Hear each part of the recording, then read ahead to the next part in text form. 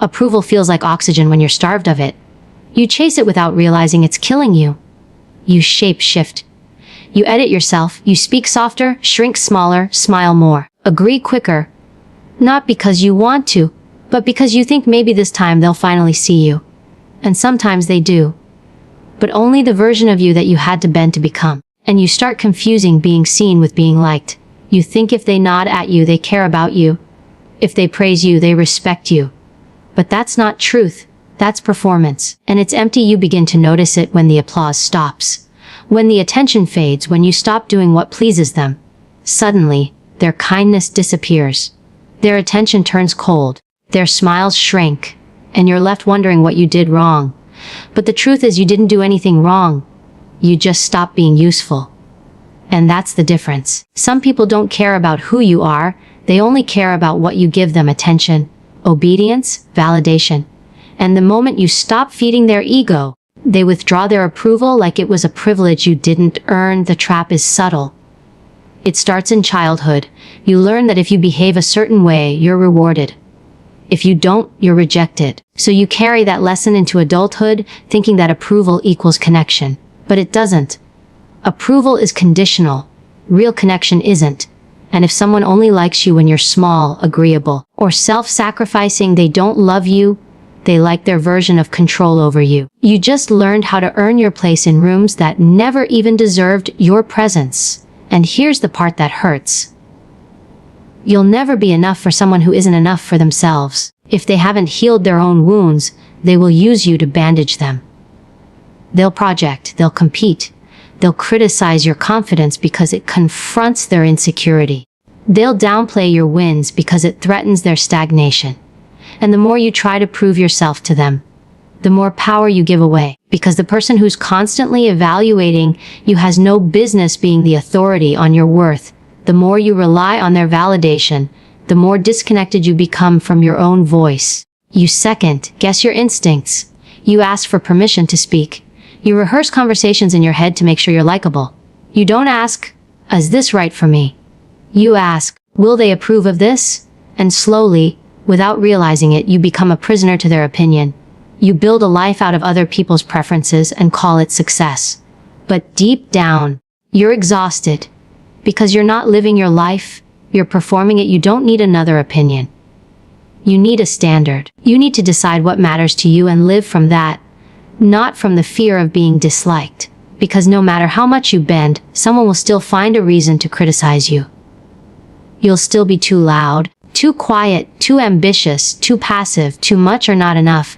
You cannot win a game where the rules change every time someone else's insecurity gets triggered. The only way to win is to stop playing, and it takes strength to stop. It takes strength to disappoint people who benefit from your silence. It takes strength to walk away from those who only love you when you're convenient. It takes strength to say, "I'm done seeking approval from people who don't even approve of themselves." That's not arrogance. That's liberation. Because once you stop asking for their applause, you get to build a life that feels like yours. You stop editing your opinions. You stop dressing your soul to impress people who never liked your real skin anyway. And you start moving from truth. Not fear. People who truly respect you won't require performance.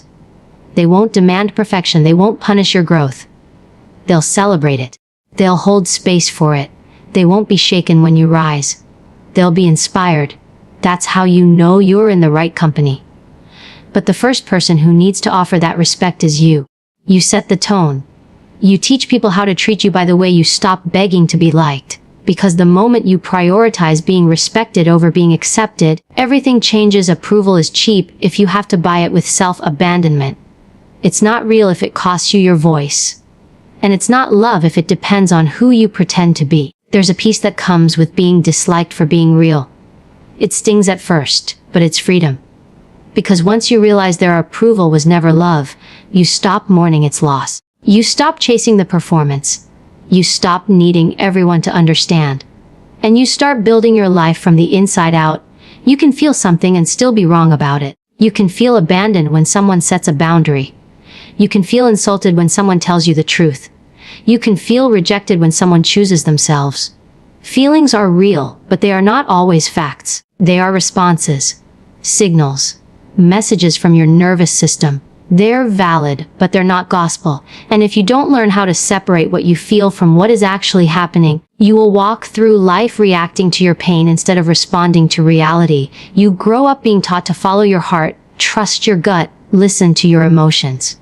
But nobody tells you how to decode them. Nobody explains that your gut might be shaped by trauma, that your instincts might be misfiring from years of being in survival mode, that your feelings might be telling you a story written by fear, not truth. And so, you go with what you feel thinking it's wisdom, when often, it's a loop, a trap, a reaction based on an old version of you trying to stay safe in a world that no longer exists. You feel anxious, so you cancel the opportunity. You feel hurt, so you cut someone off. You feel threatened, so you attack.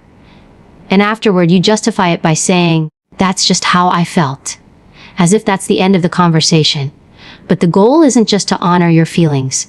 The goal is to investigate them, question them, understand where they come from. Because if you don't, they will run your life.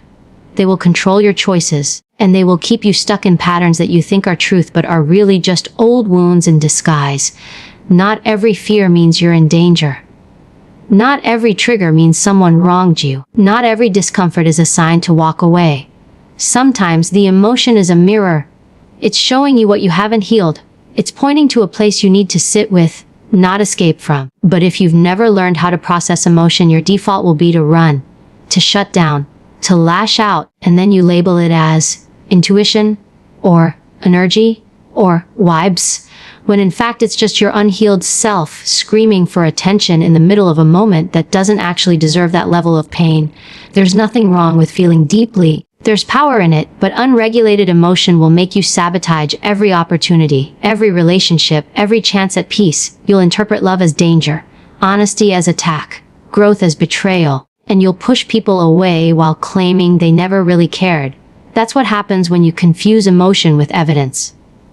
You stop seeing people clearly, you stop seeing yourself clearly, and you start reacting to ghosts. Emotion is not an enemy. But it must be led, it must be processed, it must be examined, not shamed, not denied, but understood. That's emotional maturity. Knowing how to pause between what you feel and what you do. Knowing how to breathe before you speak. Knowing how to ask, is this feeling from now or from before? Because most of the time, your pain isn't about what's happening. It's about what it reminds you of.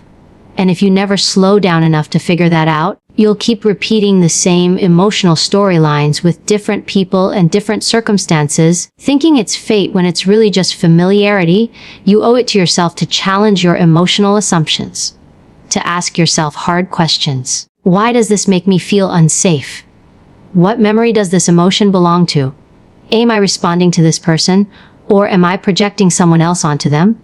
That's how you grow. That's how you stop confusing pain with prophecy. Because pain doesn't always mean stop. Sometimes it means lean in. Sometimes it means heal. Sometimes it means this is the moment where you break the pattern instead of running from it again. Nobody teaches you this. They just tell you to feel your feelings, as if that's the whole equation. But feelings are the beginning, not the end. And if you stop there, you'll live at the mercy of your past. You'll be guided by ghosts. You'll be haunted by patterns you never took the time to understand. And then you'll wonder why every job feels the same, why every relationship ends the same, why every season of growth gets sabotaged before it takes root. It's not bad luck. It's unprocessed emotion steering the wheel. Power is not in reacting. Power is in knowing what you're reacting to. Power is in that pause, that breath, that moment when you say, wait, before I act on this, let me see it clearly. And that takes discipline, that takes self-awareness, that takes courage. Because it's easier to feel than it is to process. It's easier to blame than it is to reflect. It's easier to explode than it is to sit with your anger and ask what it's really trying to protect you from. If you want peace, you need to stop letting your emotions lead the conversation. Invite them in, listen to them, respect them, but don't hand them the keys to your life. Because if you do, they'll take you down every road you said you'd never go back to. Not because you're broken, but because you're familiar with pain. And unfamiliar with pause. Comfort feels like a reward when it's really a trap. It promises peace, but what it delivers is delay. It feels soft in the moment, but underneath it's resistance dressed in disguise. Most people don't fail because they're incapable. They fail because they get too comfortable. Because comfort gives them a place to hide. Because comfort whispers, "You're doing enough," even when you know you're playing small. And if you listen long enough, comfort will lull you to sleep while your potential slowly burns out right next to you. It starts with little things. You hit snooze instead of rising. You skip the gym because tomorrow is fine. You avoid the hard conversation because it's awkward. You stay in that job you hate because it's predictable. You stop trying because trying means risking failure, and you tell yourself these choices don't matter. That you'll make it up next week. That you're just tired. But what you're really doing is slowly training your mind to seek relief instead of results. And once that pattern sets in, your goals become dreams, your confidence becomes fantasy, and your life becomes maintenance instead of movement. You don't notice it at first. You're busy, you're functioning, you're surviving. But eventually, a piece of you starts to feel restless. Because deep down, you know you've settled. You know you're capable of more, but you're stuck in routines that don't challenge you. You know you're called to stretch, but you've built your life around avoiding discomfort. And that quiet frustration, that's your soul trying to wake you up. That's the warning that comfort isn't comfort anymore. It's captivity. Comfort tells you you're safe, but growth never happens in safety. Growth happens when you stretch, when you struggle, when you show up without a guarantee. But the human brain hates uncertainty. It prefers the pain it knows to the potential it doesn't. That's why people stay in toxic relationships. That's why they cling to careers they despise. That's why they self-sabotage the second they start to succeed. Because even though growth looks good on paper, it feels like death to the ego. And most people would rather keep suffering in the familiar than risk transforming in the unknown. You will never evolve if you only do what feels good. Progress demands discomfort. And that doesn't mean suffering for no reason. It means choosing challenge on purpose. It means trading your temporary peace for long-term power. It means waking up early even when your body wants to sleep. It means speaking your truth even when your voice shakes. It means learning new skills, failing in front of people, getting criticized, getting rejected, starting again. Not because it's easy, because it's necessary. Because every time you choose hard over easy, you train your brain to rise. You train your nervous system to hold more. You train your soul to lead. Comfort gives you pleasure, but struggle gives you pride. You can rest easy when you avoid the work, but you only feel fulfilled when you do it. That pride you feel after doing something difficult, that's not random. That's proof that your system recognizes real growth, that your spirit was built for challenge, that your character gets forged through fire, not ease. That's why the gym feels better after you push. That's why success feels deeper when you earned it. That's why confidence only comes from keeping promises to yourself that no one else sees. The lie that comfort tells you is that there's time, that you can wait, that you'll change later. But later always turns into never when comfort is running the show. There is no right moment. There is no perfect mood. If you wait until it feels easy, you'll never move. And that's how people wake up at 40, 50, 60 years old wondering where their fire went. It didn't go anywhere. It just got buried under years of avoiding the uncomfortable. Years of chasing calm instead of chasing growth. Years of protecting their identity instead of rebuilding it. There's a reason discomfort feels like danger. It's a threat to the part of you that wants to stay the same. But just because something feels hard doesn't mean it's wrong. And just because something feels safe doesn't mean it's good. You have to learn how to rewire what you associate with fear. Most of the things that will change your life will scare you first. That's normal. That's healthy. That's your system adapting.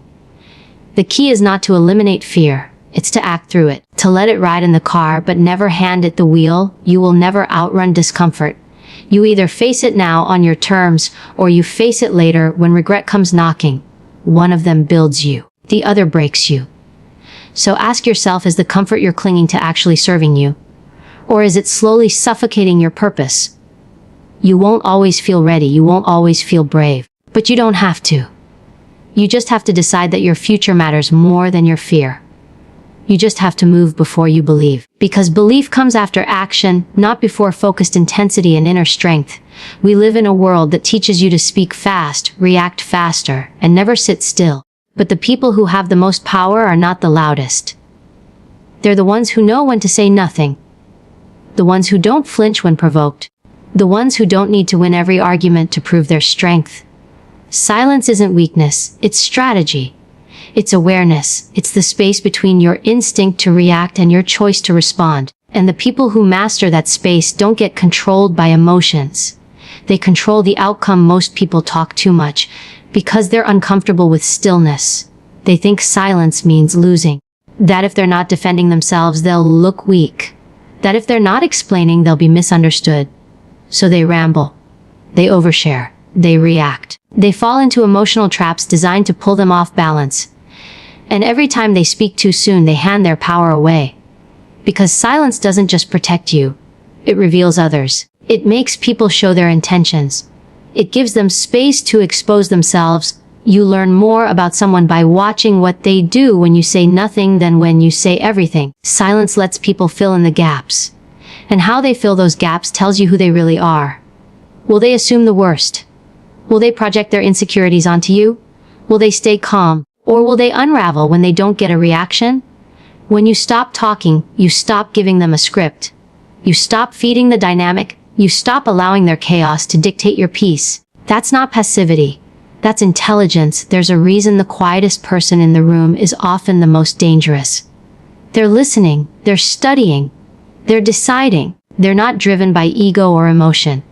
They don't need attention to feel significant. They're already anchored inside themselves. And when they speak with weight, because their words aren't fillers, they're weapons. Precision is power, but you can't be precise if you're always reacting, if you're always defending, if you're always trying to prove something. Power doesn't argue. Power doesn't beg to be understood. Power observes. You don't need to respond to every jab. You don't need to clap back every time someone tests you. Not every challenge deserves your energy. Sometimes the smartest thing you can do is look them in the eye and say nothing. Not because you're scared, but because you've already decided they're not worth the cost of your peace. Not because you don't have a response, but because you don't owe one. That's not indifference. That's self-command. That's knowing your power doesn't live in how loud you are. It lives in how still you can be. Silence gives you control over your narrative. When you speak too soon, you reveal your fears. You show your insecurities. You expose your wounds. And once they see where it hurts, they'll keep pressing on it. Not everyone who asks for your opinion deserves access to your truth. Not everyone who provokes you deserves a reaction. And not everyone who claims to want understanding has earned your clarity. Silence lets you decide who gets your truth, who gets your story, who gets your energy, and who doesn't. It also protects your energy. Because every time you react, you spend energy, emotional, mental, physical. And if you're constantly defending yourself, constantly correcting other people's narratives, constantly fighting to be understood, you'll be exhausted, drained, burnt out. But when you choose silence, you conserve power. You hold your center. You let the storm pass without stepping into it. That's not avoidance. That's strength. The kind of strength that says, I know who I am. I don't need you to get it for it to be real. Silence also gives you time. Time to breathe, time to think, time to check in with yourself. When you react too quickly, you respond from the wound. But when you pause, you respond from wisdom. That pause can save relationships. It can save opportunities. It can stop you from saying things you'll regret. Because once it's out, it can't be taken back. Words can start wars. Words can burn bridges. Words can define reputations. So before you speak, make sure the words you're about to say belong to the person you want to be, not the emotion you're feeling in that moment. Silence is also how you build mystery. When people can't predict you, they respect you. When they can't figure out your next move, they watch their step. Silence keeps people guessing. It forces them to question their assumptions. And in that uncertainty, you gain leverage. You don't have to be manipulative to be strategic. You just have to stop explaining yourself to people who have already made up their minds. Because some people don't want to understand. They want to control. And the moment you stop feeding them with your words, their influence starts to break. The world doesn't reward loudness. It rewards clarity. And the most powerful clarity often comes in silence. When you say less, you mean more. When you pause, you gain perspective. When you choose silence, not from fear, but from focus, you take your power back. Not by winning every fight, but by walking past the ones that are designed to bait you into forgetting who you are. No one is coming. That's not meant to scare you. That's meant to wake you up. Because the faster you realize this, the faster you get your power back.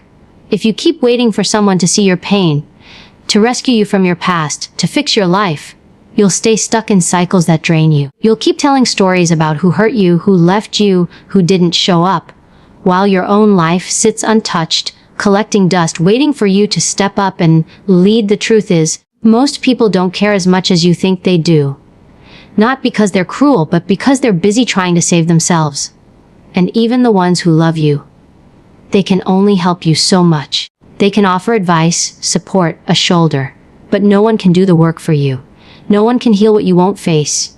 No one can chase your goals harder than you do. And the moment you stop outsourcing your rescue is the moment you start building your power. It's easy to play the victim. It's easy to talk about how hard life has been, how people let you down, how nobody believed in you. But the harder path, the one that transforms you, is the one where you take full responsibility, not blame, responsibility. That means owning your part even when you were wrong. That means deciding that you will no longer hand your future to the people who hurt your past. That means choosing to rise, even if no one claps when you do.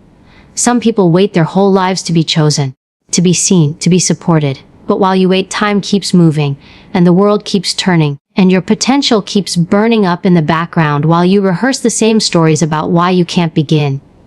But what if you stopped waiting? What if you picked yourself? What if you decided today that you are enough? Not when someone else says so, but because you know it in your bones. Waiting will cost you everything. Waiting for confidence before you speak. Waiting for a sign before you act. Waiting for approval before you leave the relationship that's slowly breaking you. Waiting for life to get easier before you show up for yourself. You don't need the conditions to change. You need your mindset to change. You need your spine to stiffen. You need your voice to return. And none of that happens while you're sitting back hoping someone shows up to hand you the life you were meant to build with your own two hands. You were not meant to be rescued. You were meant to be refined. That's why the pain didn't destroy you. That's why the betrayal didn't end you. That's why even in your weakest moments, there was still a whisper inside of you that said, keep going. That whisper wasn't weakness. That was your power. That was your future self speaking back through time saying, I'm still here. I'm waiting on you, not them, you. It doesn't matter how you were raised. It doesn't matter how unfair the last chapter was. The question is, what are you going to do now? Because if you keep waiting for someone to lift you, you will stay down, not because you can't rise, but because you never chose to. This world doesn't reward potential. It rewards action. It rewards those who get up when no one's watching, who show up when no one's applauding, who do the hard thing, even when it's lonely, even when it's quiet, even when it's inconvenient. Nobody's going to knock on your door and say, hey, here's your new life. I fixed it for you. That doesn't happen. The life you want will not be handed to you. It must be built. And every tool you need is already within you. Discipline, focus, courage, the ability to get up after life knocks you down and say, that's all you've got. Not because it doesn't hurt, but because you know who you're becoming on the other side of that pain is someone who doesn't break easily. And stop praying for rescue and start praying for resilience. Stop looking for the easy road and start building your endurance. Stop hoping someone gives you the answers and start becoming the person who figures it out. Because the most dangerous thing you can do is sit in your pain waiting for someone else to rewrite the story. That's your job. That's your responsibility. That's your power. And once you claim it, nothing and no one can take it from you. People will offer support, but they can't carry you forever. People will give advice, but they can't live your truth. And people will love you. But if you don't love yourself enough to show up when it matters most, their love will never be enough to fill that gap. You have to be the one who decides that the cycle stops with you. You have to be the one who stands up, not because it's fair, but because you're done living like a victim of life. When you were born to master it, you will be judged no matter what you do. Whether you play it safe or go all in, whether you speak up or stay quiet, whether you stand tall or keep your head down, someone will always have something to say. So you have a decision to make. You can either live your life performing for the approval of people who still won't be satisfied, or you can free yourself from the game and start showing up for something deeper than applause. Most people spend their lives avoiding judgment. They dim their light. They downplay their intelligence. They hide their ambition. Not because they don't believe in themselves, but because they're afraid of what it will cost. And it does cost. When you rise, people notice. And not everyone will like it. Some will envy it. Some will be threatened by it. Some will try to mock it, minimize it, twist it. And if you're not grounded, you'll shrink at the first sign of resistance. You'll mistake criticism for truth. You'll confuse disapproval with danger. And you'll stop right before you break through. You've got to stop giving so much weight to opinions that don't pay your bills, don't raise your children, don't live with your decisions. You let people you barely know live rent, free in your head. You edit yourself in rooms with people who wouldn't notice if you disappeared. You adjust your tone, your walk, your words, all to fit into spaces you don't even like. That's not authenticity. That's emotional slavery. That's fear disguised as politeness. And the price is your peace. They'll judge you for being too quiet. And they'll judge you for being too loud. They'll judge you for being too ambitious, then criticize you for not having enough drive. They'll say you're too confident, then call you insecure when you hesitate. You cannot win that game, because the truth is, their judgment isn't about you. It's a reflection of their own insecurities, their own fears, their own lack of freedom. And if you let it dictate your path, you've handed your life over to people who don't even know who they are. There is a kind of peace that comes when you stop trying to be understood. When you stop needing permission to exist fully. When you realize that some people won't like you no matter what version of yourself you give them. That's when the power returns. Because once you're no longer controlled by their acceptance, you become unstoppable. You don't wait to be picked. You don't wait to be praised. You stand, you speak, you move. Not because it's safe, but because it's right. You'll have people judge your healing, judge your growth, judge the fact that you no longer entertain the same dysfunction they're still living in. That judgment will come with silence, sarcasm, maybe even rejection. But let them go. Let them misunderstand you. Let them talk. You don't need their understanding to move forward. You don't need their support to win. Your progress is not up for debate, and your evolution is not a group project. The fear of judgment kills more dreams than failure ever could. Because most people don't even start. They don't write the book. They don't launch the business. They don't leave the toxic relationship. Not because they don't want to, but because they're afraid of what people will say. They rehearse imaginary conversations in their mind, defending decisions they haven't even made yet. That's the cage, that's the trap. You end up arguing with ghosts, trying to approve your freedom with people who benefit from your silence. But here's the truth. They're going to talk anyway. Whether you rise or stay stuck, they'll talk. Whether you succeed or stumble, they'll talk. So let them talk while you build. Let them talk while you grow. Let them talk while you choose courage over comfort. And when you finally reach that place of clarity and strength, you'll look back and realize that none of their opinions paid off your debt. None of their judgment walked through your fire. None of their approval ever gave you the peace you were seeking. You don't need to be fearless. You just need to be clear. Clear about who you are.